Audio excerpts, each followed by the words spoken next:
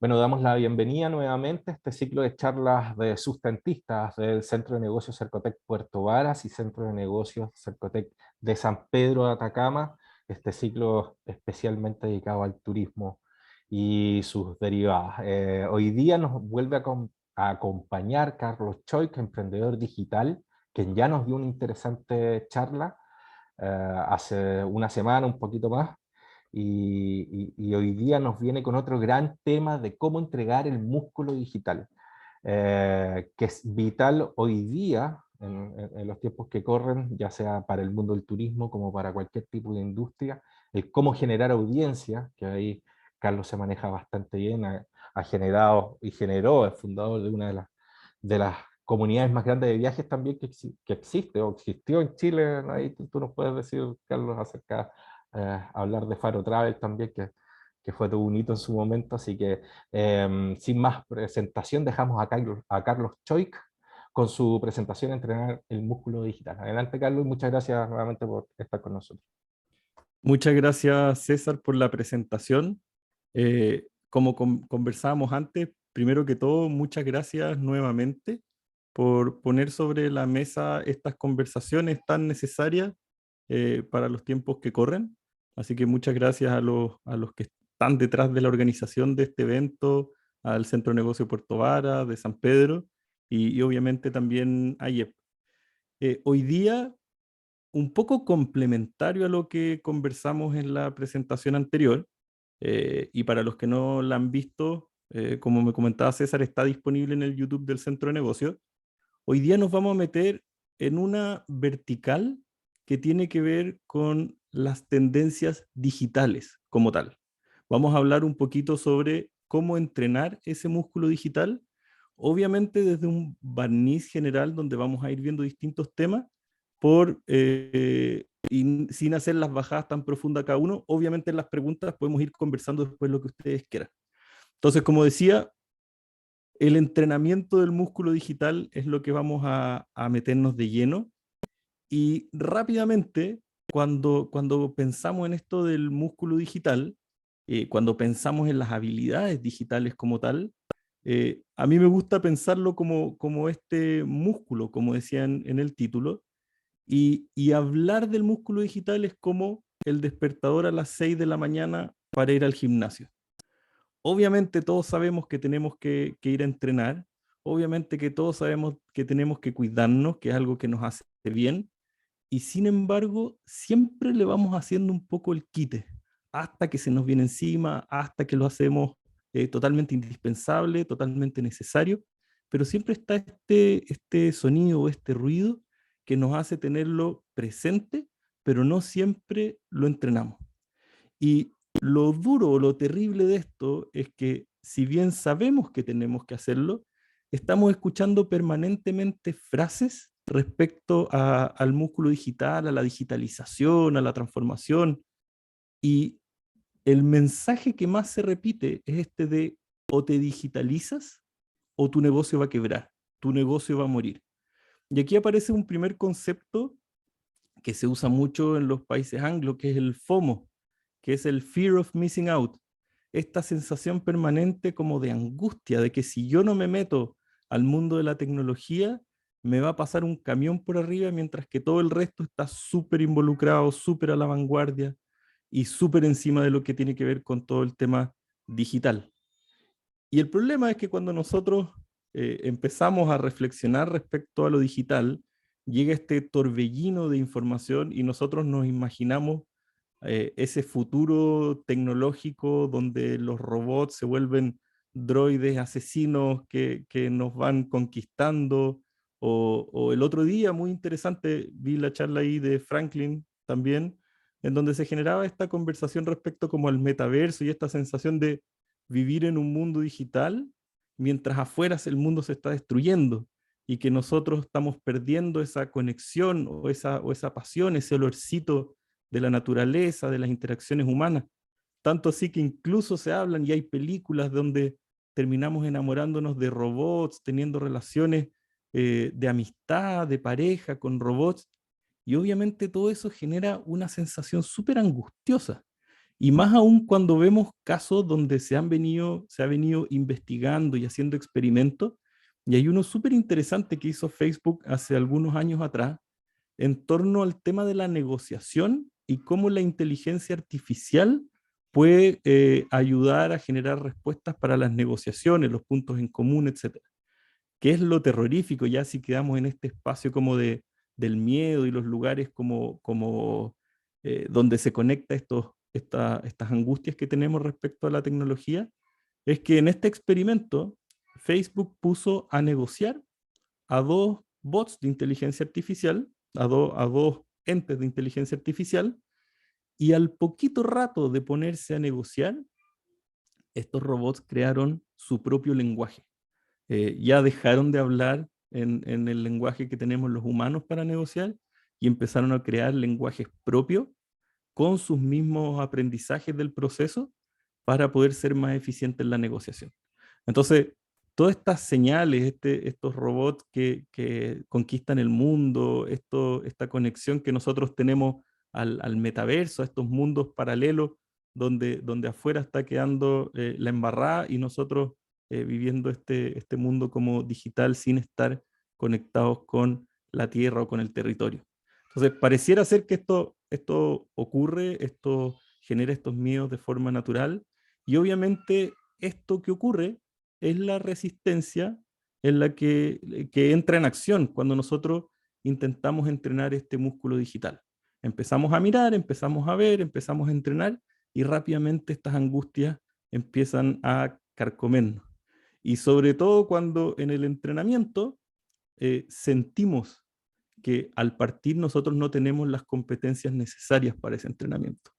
Y lo peor de todo es que, como decía antes, nosotros empezamos a mirar para el lado en el gimnasio cuando empezamos a hacer nuestros abdominales y lo primero que vemos son estos musculosos, poderosos, que tienen unas máquinas digitales que entienden todo, que la tecnología, que pareciera que saben de todas las cosas que están ocurriendo, de todas las tendencias, y esa sensación de resistencia se potencia aún más. En psicología, esto es un extracto de un artículo que generó Euroinnova, se entiende a la resistencia como el cambio que sufren las personas o que experimentan como una angustia emocional provocada por la perspectiva de una transformación o el cambio que se está produciendo. O sea, esto está súper estudiado, esa resistencia es algo muy natural que a nosotros nos va ocurriendo en el proceso de entrenar el músculo digital. Pero lo interesante es que ustedes están acá, que hay personas que después van a ver este video, esta presentación en YouTube, van a escuchar el podcast, y es porque a pesar de que no queremos tomarnos esta cucharada, este remedio, igualmente entendemos su importancia y sabemos que tenemos que hacer esa levantada tempranera para poder ir al gimnasio y poder entrenar este músculo. El proceso que se sigue cuando nosotros hablamos de el cambio y esta resistencia de la que hablaba hace unos minutos, la psiquiatra Elizabeth Kubler-Ross ha trabajado un ciclo por el que todas las personas pasan cuando nosotros nos enfrentamos a esta resistencia, a estos cambios que ocurren cuando nosotros conocemos o nos metemos en las tendencias digitales. Obviamente algunas personas pasan por estos ciclos de forma mucho más rápido. Ya lo hablábamos también la vez pasada, de que hay gente que tiene menos resistencia al cambio que otra, pero todos pasamos por este ciclo a saber. Lo primero que ocurre cuando nosotros empezamos a alimentarnos de estas tendencias digitales es que entramos en un estado de shock. Se genera una parálisis de análisis, este sobreestímulo de todas las cosas que están pasando, de que nos cuestan entender, nos bloqueamos, nos sentimos es como la esencia misma de el choque, como wow, esto es demasiado.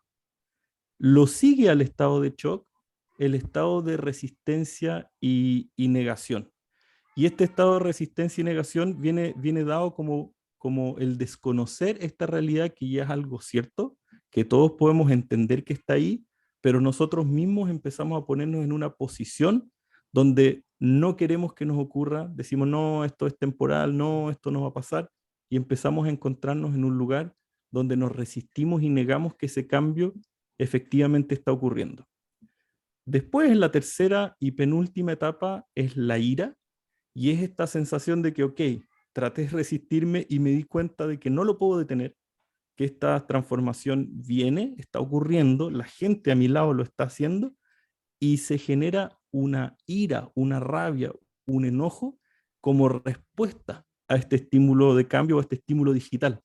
También en la misma charla de Franklin, creo que alguien preguntó al final y se generó una discusión muy interesante respecto a la rabia hacia el metaverso. Esto de, pucha, yo no quiero que mi vida transcurra en estos mundos paralelos y no conectado con la gente, con la naturaleza, en este mundo en particular. Entonces, esa resistencia obviamente tiene todo el sentido del mundo porque se están rompiendo cosas. Y finalmente, y como última etapa, y ojo que esto se ha establecido como que ocurre siempre, pero hay gente que efectivamente nunca se sube al cambio.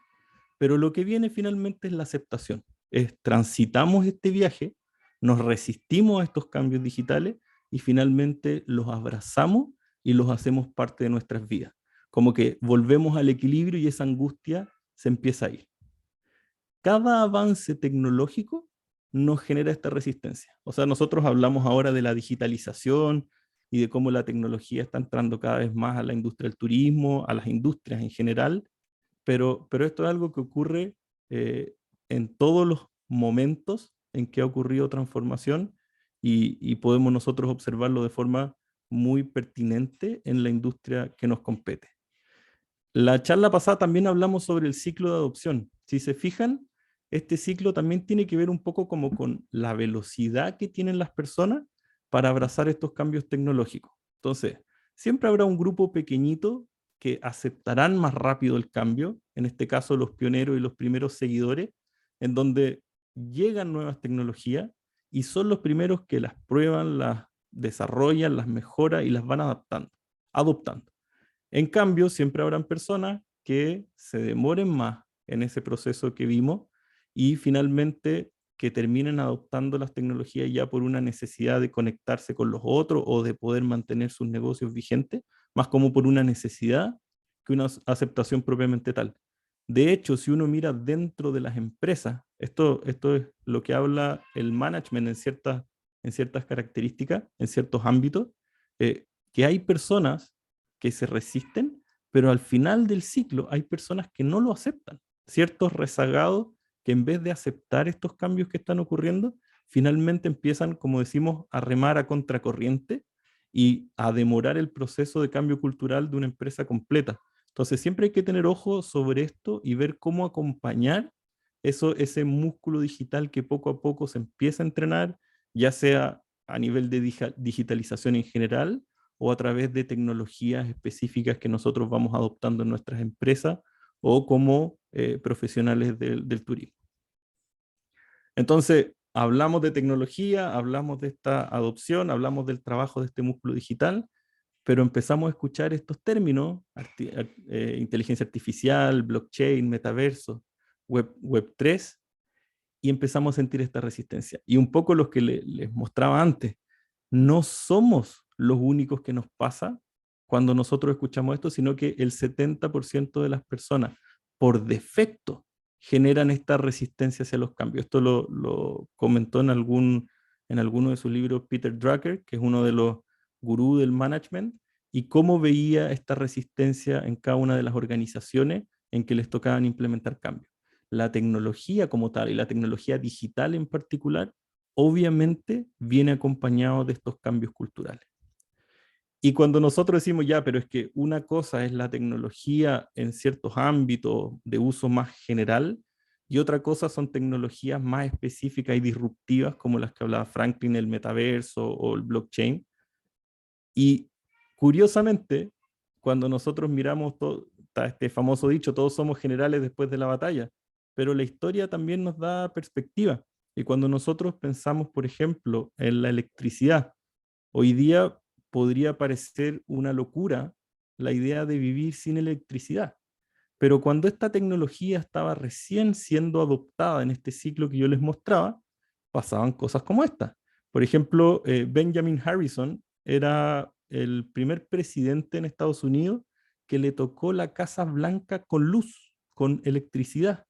Y cuentan las historias respecto de esto, que él era un opositor absoluto respecto a los interruptores. A él le pasaban cosas. Cada vez que había interruptores, llamaba a alguno de los colaboradores de la Casa Blanca para que prendieran y apagaran los interruptores, porque él no estaba dispuesto a arriesgarse. Podía tener algún tipo de daño, de explosión. No sabían, era desconocido. Hoy día nos parece tan de uso diario, pero en esos tiempos ocurrió lo mismo que hoy día ocurre respecto a otras tecnologías. E incluso si nosotros lo llevamos a otros ámbitos, y muy parecido a lo que hablábamos del metaverso y la pérdida de contacto con la belleza natural o con las personas, Alice Gordon escribió un libro que se llama Electricidad Decorativa, y que hablaba de esto. Ella es inglesa, los ingleses se demoraron en adoptar la electricidad, y hablaba de esto de que no podía haber nada más horrible que una persona debajo de una luz eléctrica, debajo de una ampolleta. Esta idea como de que te resaltaba toda la fealdad, y en su libro da técnicas de cómo debe posicionarse las personas bajo la luz, o cómo deben maquillarse para poder estar en un lugar que tenga electricidad. Entonces, si se fijan, esta resistencia ocurre sobre cualquier cambio tecnológico que va a ocurrir en nuestra historia, y esto que hoy día estamos viendo como ciertas disrupciones o cambios radicales, probablemente visto en perspectiva podamos verlo de la misma manera que hoy día estamos viendo esto respecto a la electricidad. Cada vez que ocurren estos cambios, ocurren estas resistencias. De hecho, hay un movimiento que se llama el ludismo, que es un movimiento de artesanos ingleses en el siglo XIX que protestaron contra las nuevas máquinas que destruían el empleo. Los telares industriales y la máquina de hilar industrial introducidos durante la Revolución Industrial amenazaban con reemplazar a los artesanos con trabajadores menos cualificados. No sé si les suena, pero obviamente esto hoy día lo escuchamos a diario respecto a las tecnologías que hoy día nos acompañan. Esto a propósito, como fuente es Wikipedia, después les voy a comentar algo de esto, pero es muy interesante ver que sin importar el cambio, van apareciendo estas cosas. De hecho, si nosotros miramos en particular lo que ocurre hoy en día, no solo el ludismo ocurrió en ciertas épocas, sino que el neoludismo también existe hoy día como una corriente filosófica que se opone al desarrollo tecnológico y científico de la sociedad moderna. Hay una historia muy bonita que apareció en la BBC hace un tiempo, de un periodista que se llama Terry Kringle, que inició su carrera un poquito después de la Segunda Guerra Mundial, y él cuenta que las notas como periodista de esa época se tenían que escribir a mano, y que en su tiempo le tocó también estas adaptaciones. Él cuenta que sus padres le regalaron una máquina de escribir Olympia y un curso para poder obtener los aprendizajes que necesitaba para poder adoptar y aprender sobre esta tecnología. Ahí tenemos a Kringle escribiendo sus notas con 84 años, y aquí está lo fuerte, que con 84 años él sigue escribiendo sus notas con su máquina de escribir hoy en día. Y él dice esta frase: es más fácil para mí escribir en esta máquina. Algunas veces me parece que las computadoras han hecho que las personas dejen de hablar y maldecir en las redacciones. Ya nada es como antes.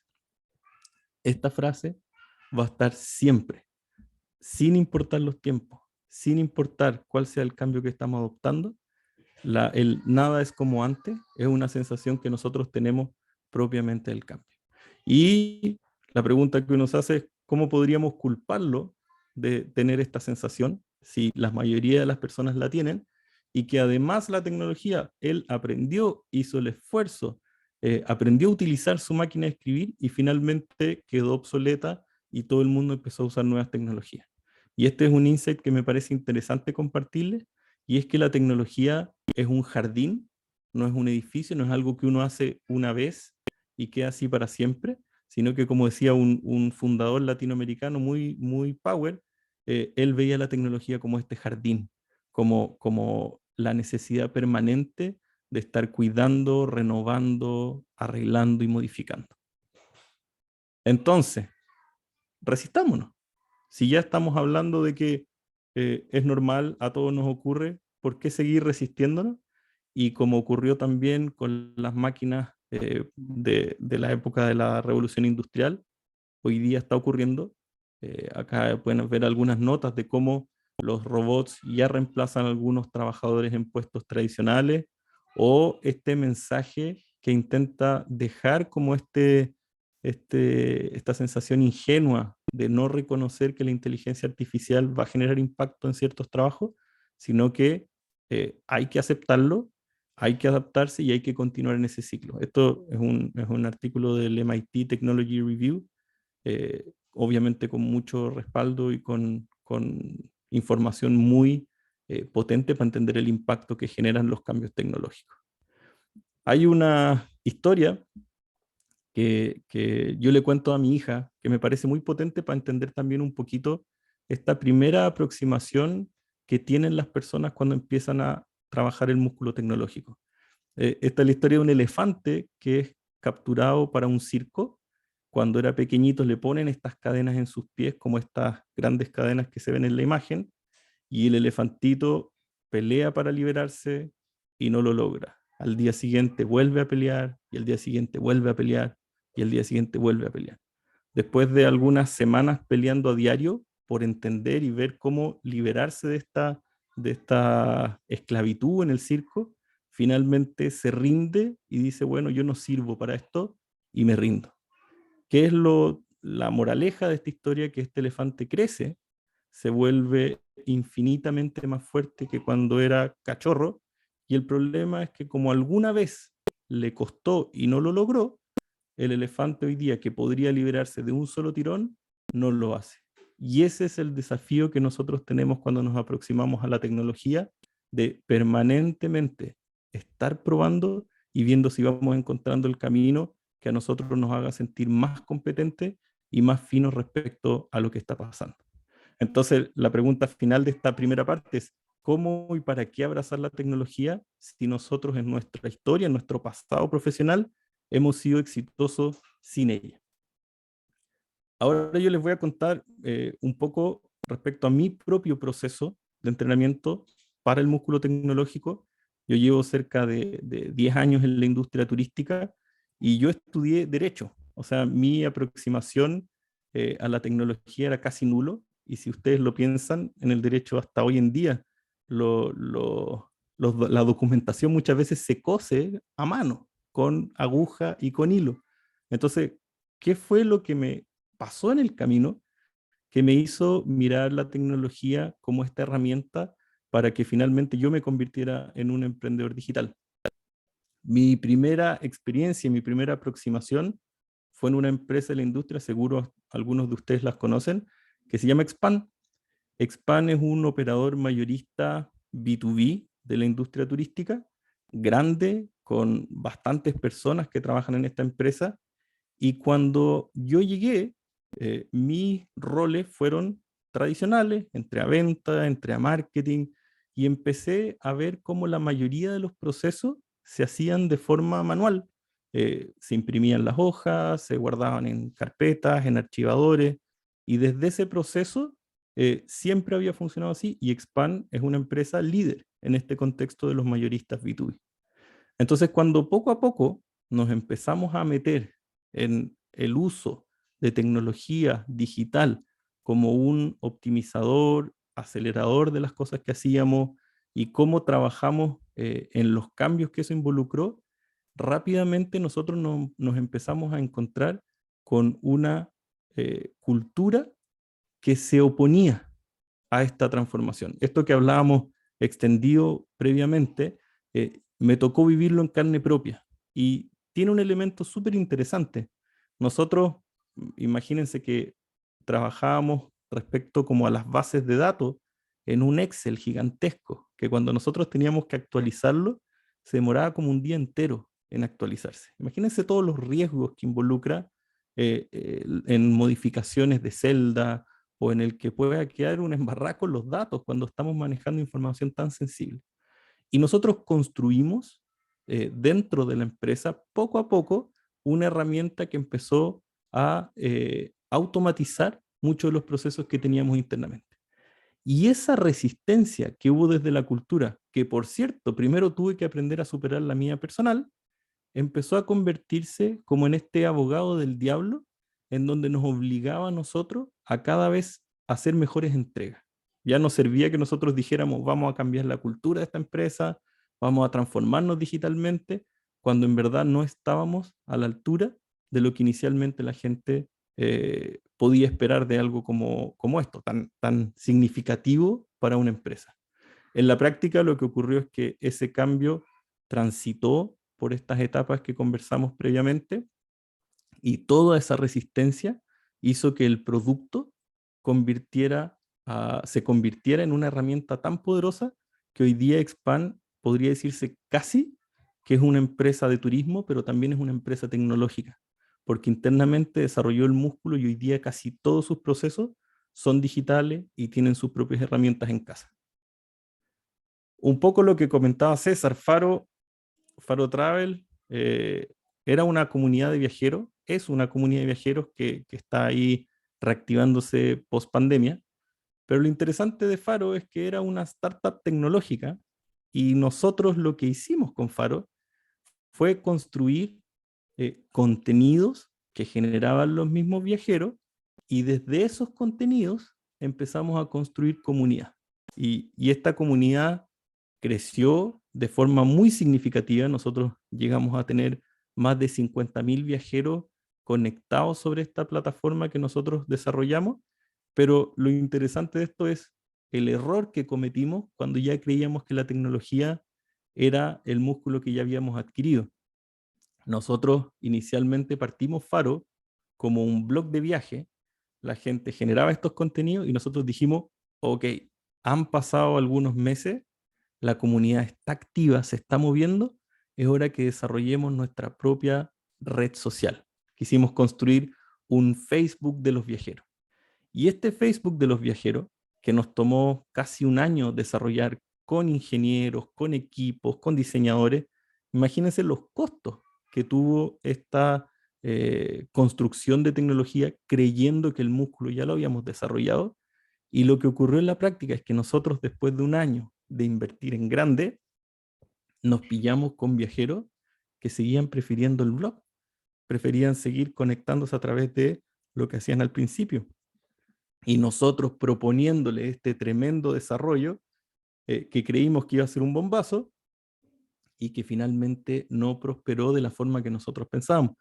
Eso nos obligó a volver atrás, nos obligó a deshacer muchas cosas que nosotros habíamos hecho y aprendimos un segundo elemento muy interesante, que es que el desarrollo de tecnología útil para las personas no ocurre desde la inspiración, no ocurre un día en donde yo me siento y digo lo que necesitan es esto, sino que los desarrollos tecnológicos útiles para las personas ocurren desde la iteración, de pequeños entregables chiquititos que las personas prueban, te dan feedback, te dicen que les gusta, te dicen que no les gusta, que tú puedas medir cómo se comportan, cómo hacen las cosas. Entonces, uno, con Expand aprendí la importancia del cambio cultural para la tecnología y con Faro aprendí por un lado la humildad de saber que uno no tiene el músculo 100% desarrollado nunca y lo segundo, la iteración necesaria cuando uno desarrolla tecnología. Finalmente Faro tomó tracción cuando le sacamos cosas más que cuando le agregamos cosas. El tercero es que a mí me tocó liderar una plataforma que hasta el día de hoy es líder, es una agencia online que se llama Go Chile, que vende producto turístico chileno, y nosotros tomamos esta plataforma dentro de la misma empresa de Faro cuando estábamos muy empoderados con la tecnología. O sea, en Faro habíamos logrado automatizar procesos, interacciones, el valor de la comunidad y un montón de elementos que nos hacían sentir muy confiados respecto a cómo la tecnología es capaz de escalar y cambiar todo. Entonces, lo primero que hicimos cuando tomamos Go Chile fue empezar a automatizar todos los procesos que nosotros vimos que se hacían de forma manual. Y ahí ocurrió el tercer aprendizaje que también es muy interesante compartir. Y es que Go Chile era una empresa que generaba sus leads, en el fondo, sus interesados de forma digital, pero después eran atendidos por una persona, un agente de viaje. Y nosotros lo que dijimos es, automaticemos el proceso completo. ¿Qué ocurrió con este ejercicio? De que efectivamente aumentaron la cantidad de ventas que se hacían en GoChile, pero el precio promedio que tenía cada venta era bajísimo, no superaba los $100. La gente estaba dispuesta a comprar en GoChile sin interacción humana, pero productos más pequeñitos. Cuando se trataba de productos más complejos, paquetes turísticos, varios días, itinerarios complejos, y Chile es complejo de vender, nos pillábamos con que el que hubiese una persona detrás le aportaba mucho más valor. Nuevo golpe de humildad, nuevo aprendizaje, y esto también conversa mucho con esta idea de la sofisticación tecnológica. Muchas veces hablar de metaverso o hablar de blockchain o hablar de inteligencia artificial, obviamente eso va a tirar el futuro, pero en el presente también hay que pensar que la tecnología es para los humanos, para solucionar problemas humanos que naturalmente los tenemos que ir reconociendo desde nuestra empresa. GoChile finalmente vuelve al modelo mixto, optimizamos con tecnología toda la generación de leads o oportunidades de venta, pero mantuvimos esta interacción humana que tanto valor le daba a el poder acompañar y asesorar a las personas respecto a la compra de sus viajes.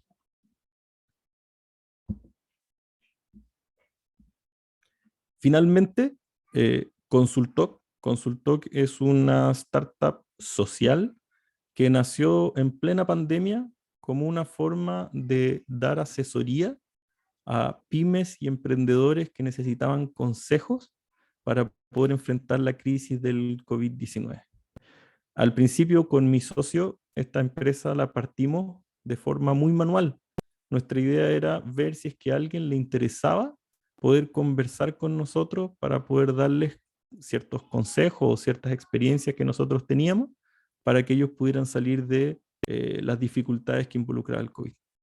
¿Qué vimos en la práctica? De que el interés estaba súper latente, las personas valoraban el poder conversar con un igual que hubiera tenido experiencias distintas y pudiese aportar valor, pero también nos pasó algo muy interesante, que esto empezó a escalar y nos dimos cuenta de que el tiempo que podíamos dedicarle a conversar con personas que quizás podían recibir con valor un consejo, llegaba hasta el límite de nuestros tiempos, de nuestras horas. El día tiene 24 horas, necesitamos hacer muchas cosas más y por tanto no era 24/7, y aunque hubiese sido 24/7 la dedicación, igual hubiésemos visto las limitaciones que acompañaban este proceso.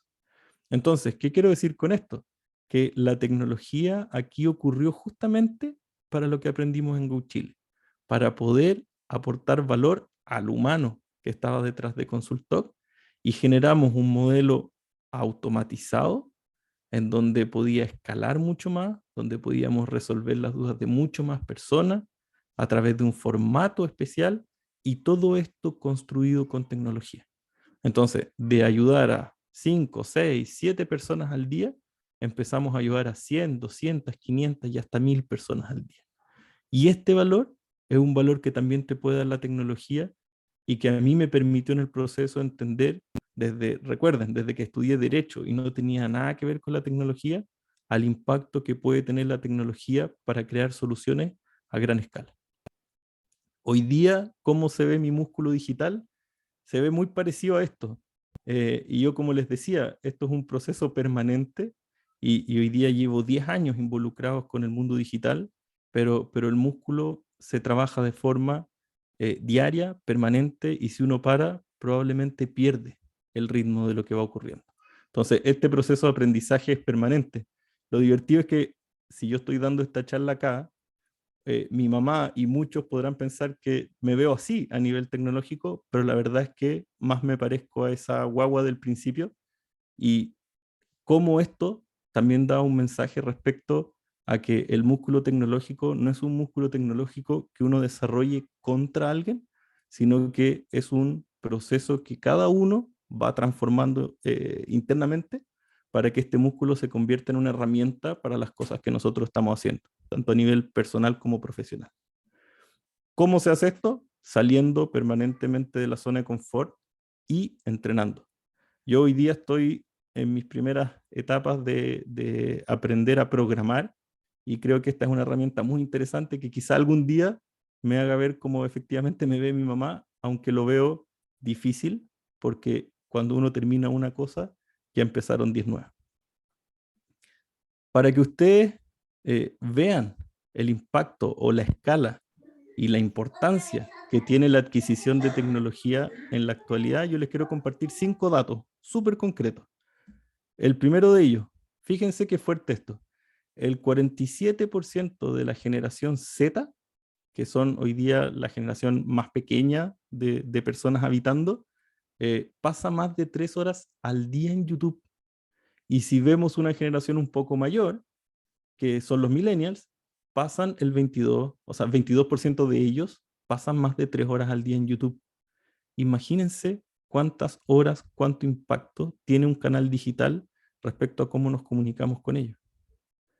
Si pensamos en particular en LATAM, la CEPAL sacó un informe muy interesante post pandemia y nosotros podemos ver que en Latinoamérica y el Caribe hay 430 millones de personas hoy día que son usuarios de Internet. Esto equivale a casi el 70% de la población y probablemente ese 30%, salvo excepciones, son personas que no pueden, guaguas o personas mayores que todavía no tienen la capacidad para utilizar Internet, pero que si vemos en el fondo en este universo total, casi el 70% de las personas en LATAM está utilizando de una u otra forma Internet. Y este mismo informe trae una información actualizada que para mí fue como una explosión de cabeza. Hace poquito César compartió un dato muy interesante respecto a la cantidad de empresas de turismo, de pyme, que no tienen páginas web. Fíjense lo que pasó durante la pandemia, estos 2 años que han pasado, de cómo ha crecido el aumento de páginas web que han creado, o sitios web más bien, que han creado las empresas en Colombia, México, Brasil y Chile. En el caso de Colombia y México, han aumentado un 800% la creación de sitios web empresariales. Y en el caso de Brasil y Chile, han tenido un aumento de 360%. Y esto ya es una locura. Casi me empiezo a imaginar a esos droides asesinos.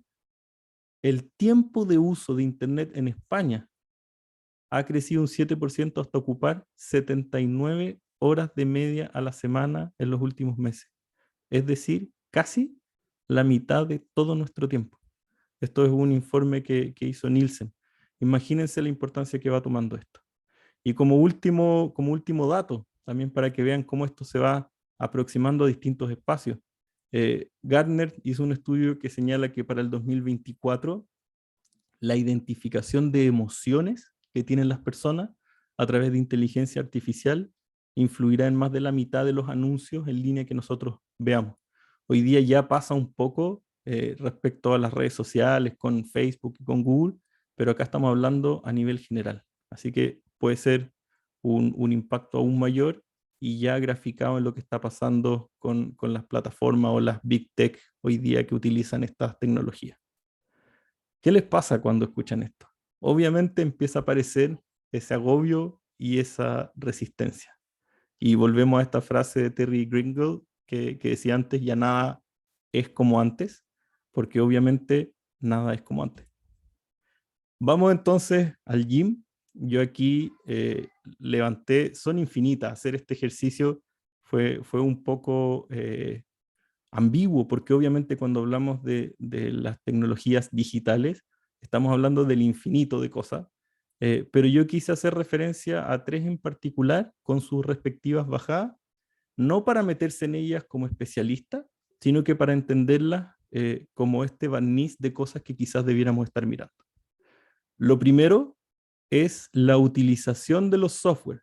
Aquí yo no estoy hablando de que nosotros creemos nuestras propias herramientas tecnológicas, sino que en el mercado está lleno de soluciones que hoy día nosotros podemos empezar a utilizar. Y este es como el entrenamiento de pierna. Es clave que nosotros podamos entender cuál es el portafolio o el pool de alternativas disponibles en el mercado para solucionar nuestros propios problemas personales y empresariales. Entonces, por un lado, tenemos todos los softwares que son especializados en una labor concreta. Por ejemplo, hay una herramienta que se llama Ahrefs, que probablemente para periodistas que se especializan en contenidos digitales es algo que tienen que conocer y que van a conocer y van a profundizar, pero que es especializado en una labor concreta. Pero hay otros que son generalistas, en donde yo les traigo de forma muy rápida 10 ejemplos que quizás ustedes debieran hacerle un doble clic y ver si son herramientas que pueden ser útiles para ustedes. La primera, y este es un mensaje yo creo clave, dejemos de comunicarnos dentro de las empresas por WhatsApp. Hoy día existen herramientas especializadas para comunicación interna corporativa, que son Slack y Discord, y también que son muy útiles para la construcción de comunidades, para poder relacionarse como en estos chats temáticos de distintos temas y no en estos grupos de WhatsApp o grupos de Telegram donde la comunicación se vuelve un poco desordenada. Slack y Discord, se los recomiendo para que le echen una miradita los que están pensando en optimizar la comunicación interna en sus empresas. Un segundo, esta presentación, el hacer publicaciones en redes sociales, portadas de libros, logos, etcétera. Hoy día hay una herramienta que no es técnica. No estamos hablando de Illustrator, de Photoshop, de InDesign, que son soluciones de Adobe, sino que estamos hablando de una herramienta que está democratizando el diseño de alto nivel que se llama Canva, que tiene una versión gratuita y tiene versión de pago. La mayoría de estas herramientas son gratuitas, así que pueden echarles una mirada y utilizarlas sin costo alguno. Y obviamente si después quieren hacerles un upgrade o utilizarlas de forma más profesional, van a pillar que las herramientas tienen ese potencial también. La tercera es Typeform, que es una herramienta que permite hacer encuestas, conocer a los clientes, hacerles preguntas a nuestros propios equipos y sacar información. Cada vez que nosotros mandamos estas encuestas a través de Typeform, nosotros podemos recibir como contraparte no solo las respuestas, sino que toda la tabulación y resultados de forma automatizada. Muchas de estas cosas nosotros las hacemos, o muchas personas las hacemos todavía manual, y con Typeform es una solución y una herramienta que nos permite hacerlo mucho más fácil. Bueno, si están aquí obviamente ya la conocen, pero Zoom, Meet, Teams y un largo etcétera de herramientas para tener reuniones virtuales muy atingentes a estos tiempos y probablemente a futuro también. Esta herramienta también es una joyita, se llama Zapier, y que permite automatizar cosas que nosotros hacemos manual. Esto, por ejemplo, si alguien se registra en mi newsletter de mi empresa, que automáticamente eso lo lleve a una base de datos, que esa base de datos automáticamente mande mensajes cada cierto tiempo a las personas o genere ciertas acciones automatizadas. Todo esto previamente construido y obviamente que optimiza en profundidad muchas de las cosas y los tiempos que hoy día utilizamos de forma manual en hacer.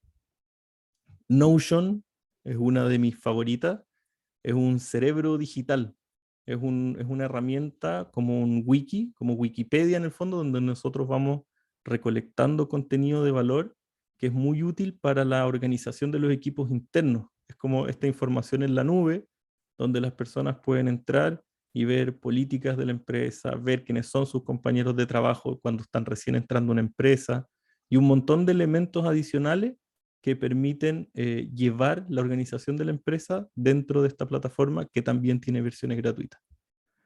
Calendly es una herramienta también muy útil para no generar estos pimponeos de correos que van y vienen sobre las disponibilidades de la agenda de cada uno, sino que automáticamente tú puedes mandar tu disponibilidad a través de esta herramienta y agendar una reunión o una cita. Incluso se pueden hacer citas pagadas, por ejemplo, psicólogos que quieren agendar y que se puede hacer pagos directamente desde la plataforma. Hace poquito Google sacó una herramienta que, por no decir una copia, pero es muy parecida a lo de Calendly, que también se puede trabajar desde Gmail. Y antes yo hablé de Notion, Microsoft también sacó una herramienta muy similar a Notion. WordPress, seguramente esta es la marca, el producto o la tecnología más importante, o es una de las más importantes hoy en día, y que mucha gente no sabe el poder que tiene. Hoy día, el 25% de todas las páginas web que existen en el mundo están construidas sobre WordPress. Y WordPress es una herramienta que te permite crear blogs, páginas web, sitios web, landing pages, tiendas, etcétera, sin necesidad de saber programar. Esto uno lo puede hacer súper rápido, estudiando un poquito, aprendiendo un poquito, y que hoy día es una razón suficiente para no tener excusas para que las empresas y las personas tengan sus propios sitios web. Trello, Asana o Jira, aquí también es una lista de herramientas que les puede permitir gestionar proyectos, sus tareas respectivas, hacer lluvias de ideas, flujo en general, incluso de recursos humanos y CRM. Yo tengo un cliente que puede ir haciendo seguimiento con Trello o con Asana, por ejemplo. Google Analytics, que también es una herramienta muy útil para ver el impacto que van teniendo las acciones que nosotros hacemos digitalmente, para ver visitas, de qué dispositivos, de qué países, de qué edades son las personas que están ingresando a mi sitio web. Entonces, si se fijan, muchos de los que están aquí probablemente alguna vez hayan hecho cursos de Excel, lo cual está muy bien.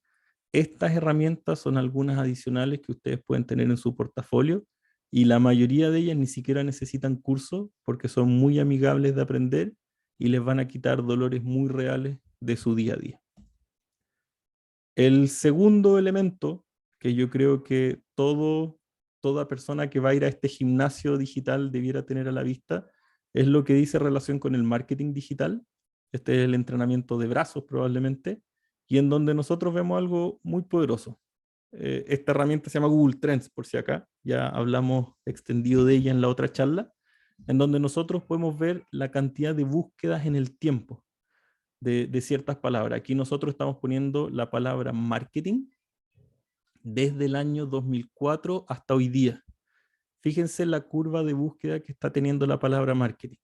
Pero si nosotros le agregamos apellido y ponemos marketing digital, fíjense cómo hay un aumento las búsquedas que están teniendo sobre este término. ¿Cuáles son algunos de los títulos generales para tener a la vista y que ustedes pueden entrenar? Yo aquí les voy poniendo títulos, esto es igual que el gimnasio. El entrenador o desde el gimnasio podrán darle los planes, pero no van a poder entrenar por ti. Estos son ciertos títulos generales que a ustedes les pueden hacer sentido profundizar, y que obviamente también estoy disponible para apoyar en lo que puedan necesitar. Lo primero es contenidos y SEO, como tener blogs, videos, podcasts y un montón de construcción de contenidos puede ayudarnos a llevar nuestros negocios al éxito desde el punto de vista digital.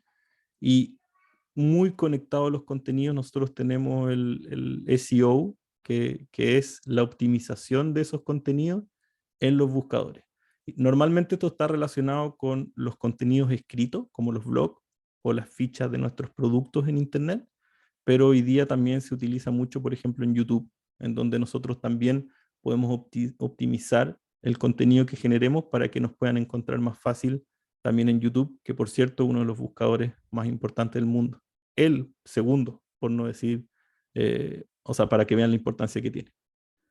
Segundo, el email marketing, y ahí también hay herramientas específicas, pero es muy interesante y muy útil. Yo soy una de las personas que critica mucho el email como herramienta de comunicación, por algún motivo, por alguna traba personal, pero es muy power darse cuenta que hoy día nosotros vemos miles y miles de publicaciones en redes sociales al hacer scroll down en Instagram o en Twitter o donde sea, y los mails que recibimos son en volumen mucho menos, y también lo estamos revisando permanentemente.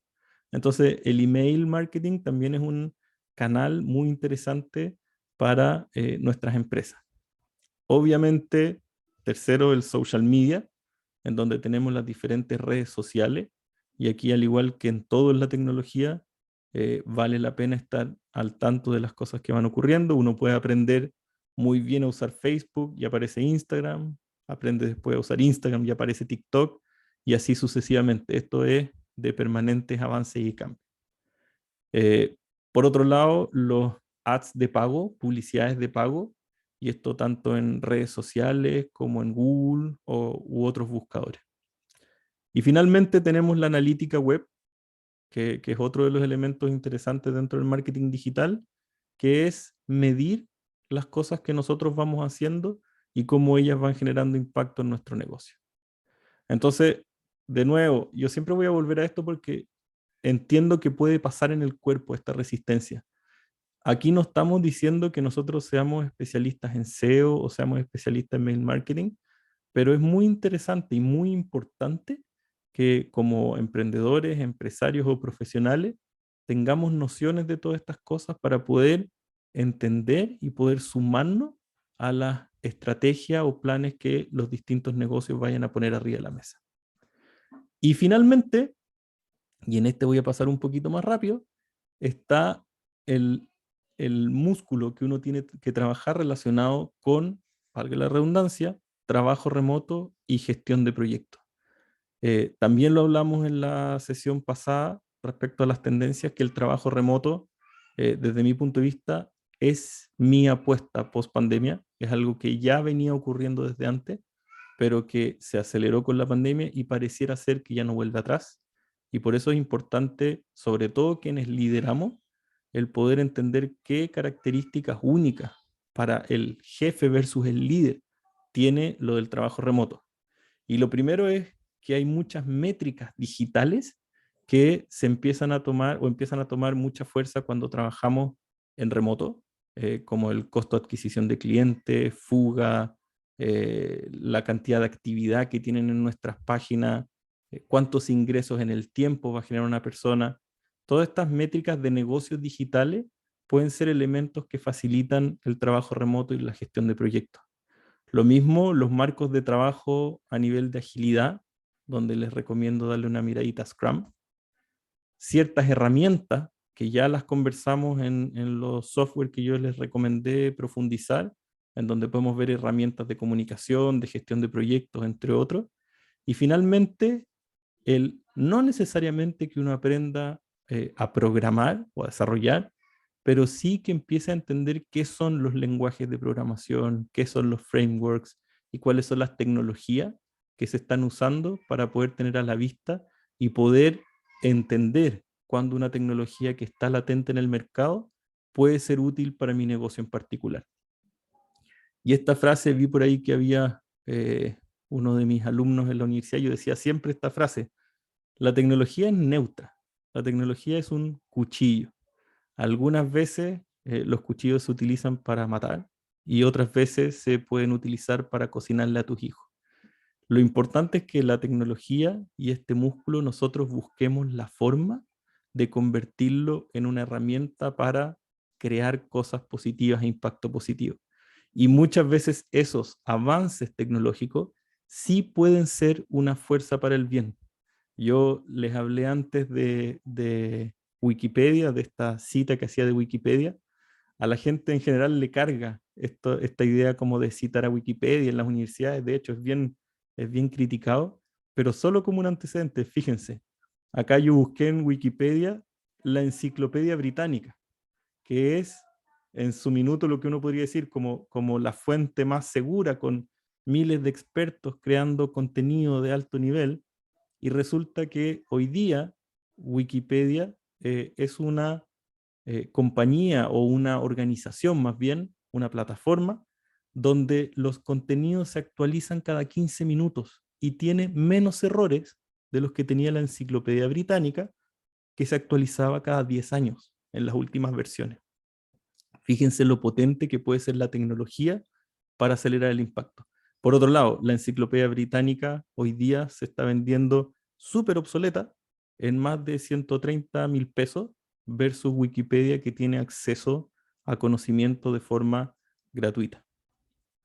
En Chile también, aquí en la zona sur, Lemu es una plataforma, es una aplicación que se está desarrollando por un emprendedor de Frutillar, del Leo Prieto, que está construyendo desde Chile lo que podría decirse el Google Maps o el Google Earth, pero para la naturaleza. Esta es una aplicación que va a involucrar el primer lanzamiento de un satélite privado al espacio para poder mapear las especies de flora, de fauna, dónde están áreas que hay que proteger, dónde están pasando cosas, y todo esto a través de tecnología que se está desarrollando en Chile.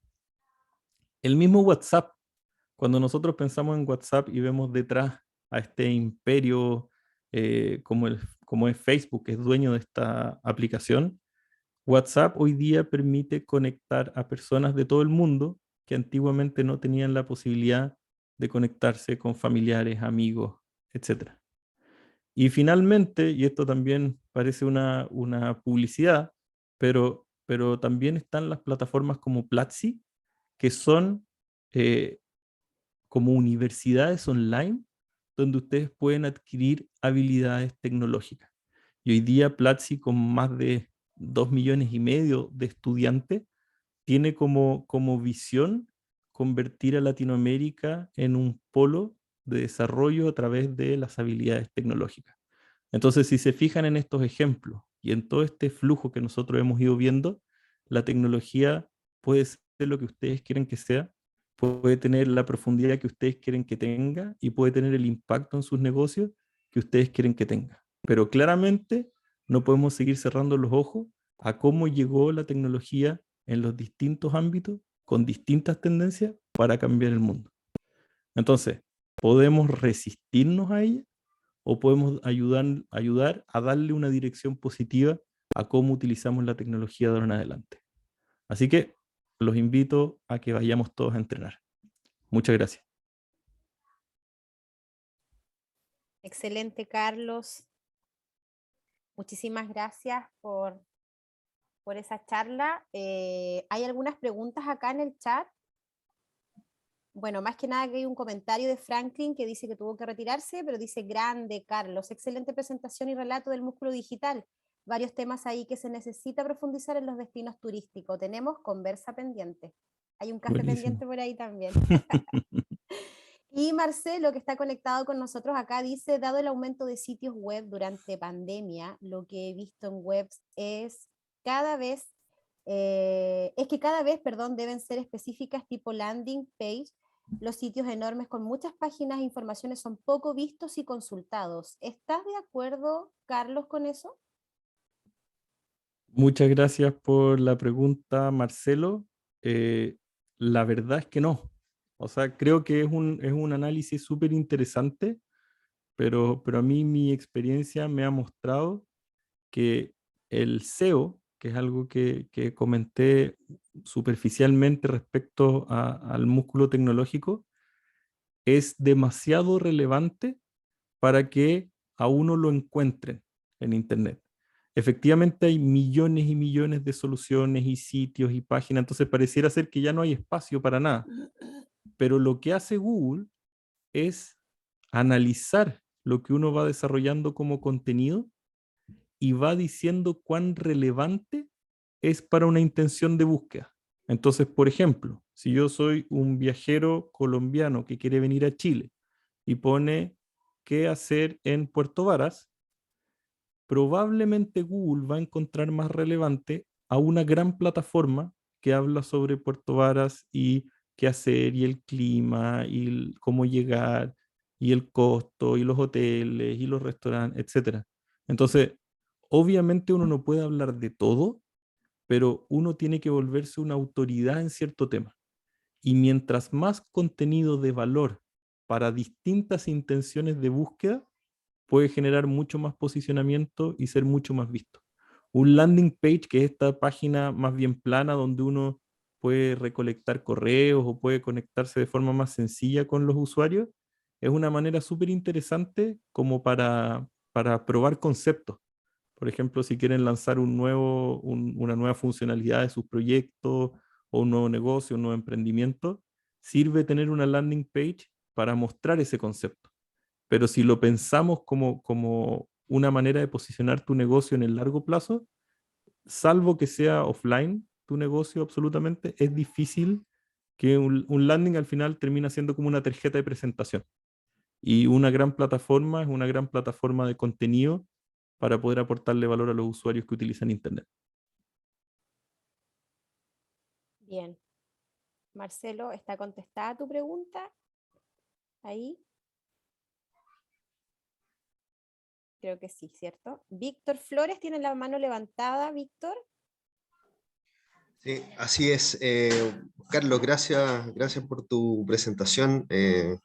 Como siempre, en todas estas sesiones, súper interesantes los temas que se están tratando, así que felicitaciones por eso y también gracias. Yo quiero hacerte una pregunta respecto a tu apreciación en lo que respecta al turismo, específicamente en lo que es la hotelería. ¿Qué me pasa a mí? Que yo tengo sitio web, tengo redes sociales, pero al viajero nacional no le importa mucho el sitio web. Y me pasa que me frustra un poco porque los invito a visitar el sitio web, ¿cierto? Para poder concretar una reserva, lo que me pasaba anteriormente. Decía, vaya al sitio web, revise nuestras propuestas, y se me caían las reservas.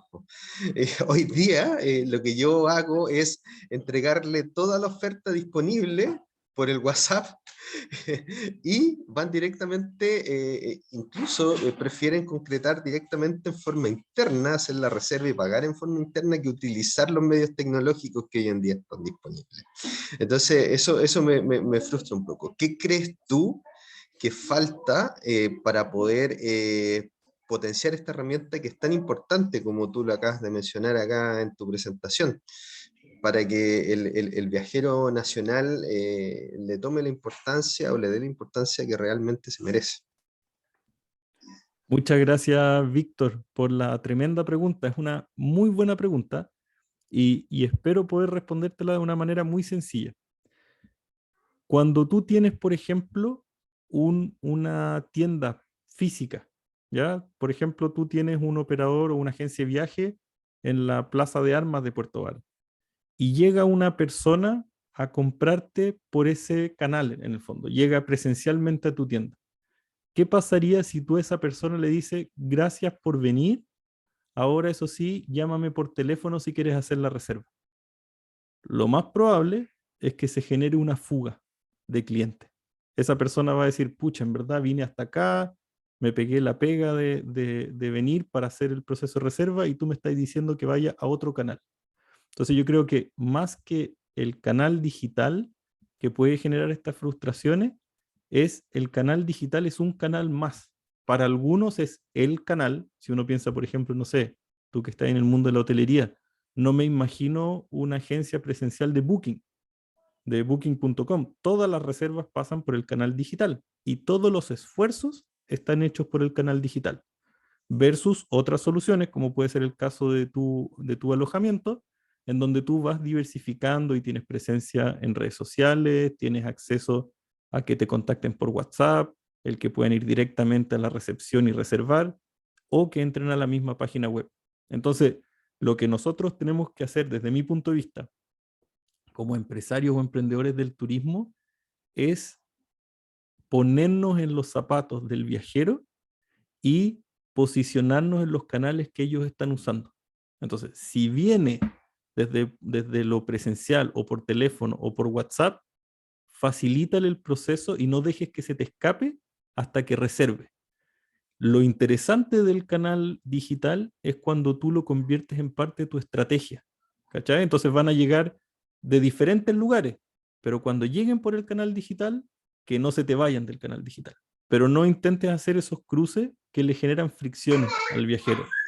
Creo que lo importante es evitar y buscar con tecnología quitar las fricciones en vez de agregarle nuevas fricciones. En este caso, que no te bajonee que pase esa fuga.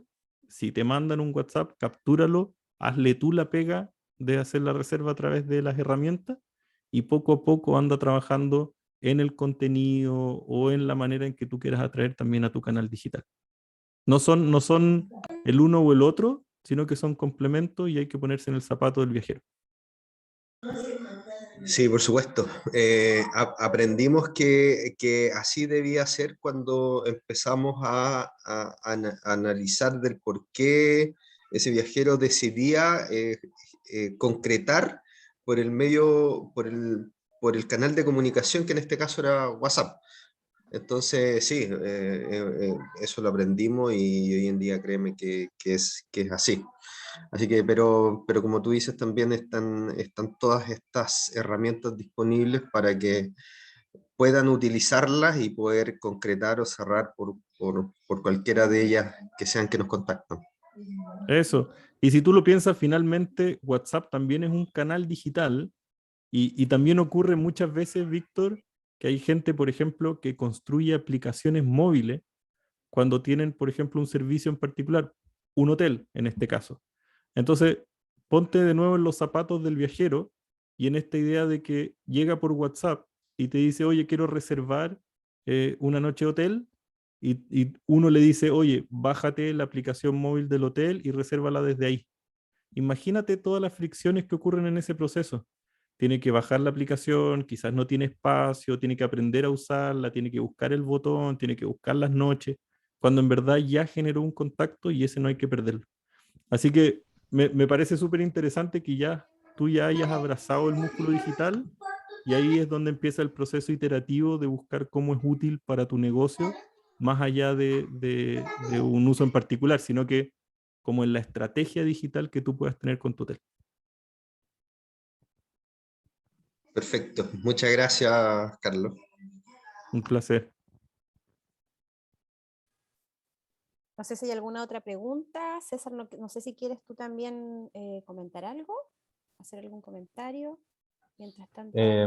Sí, en realidad tengo varias preguntas, pero no quiero enredar a todos, pero sí, yo creo que un comentario y una reflexión de lo último que dijo Carlos. Yo creo que hay que aprender a capitalizar, a captar, capturar, como quieran, cada vez que el cliente llega a la puerta. O sea, no, ahí hay que tener una visión bien comercial respecto a si el cliente ya llegó, no hay que dejarlo salir hasta que pague. Creo que eso es vital y ahí hay que ocupar la tecnología a nuestro favor, creo yo. Yo creo que ahí hay harto que hacer.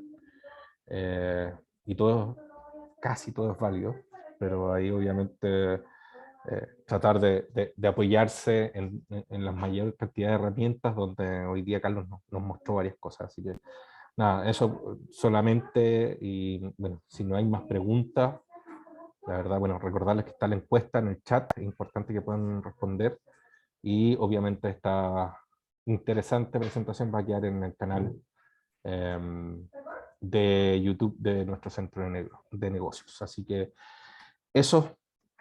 Muchas gracias, Carlos, nuevamente, y esperamos que se puedan seguir haciendo cosas con este y otros centros de negocio también respecto a los temas de turismo y tecnología. Muchas gracias. Así que nos despedimos y será mañana a las 15 horas con Franklin Carpenter, perdón, que nos estará hablando acerca de destinos inteligentes en la última charla de Sustentista. Así que muchas gracias y buenas tardes. Un Gracias a abrazo. Chao, todos. chao. Chao, Chao. Carlos. Chao a Chao, todos. gracias. Chao. Chao a todos.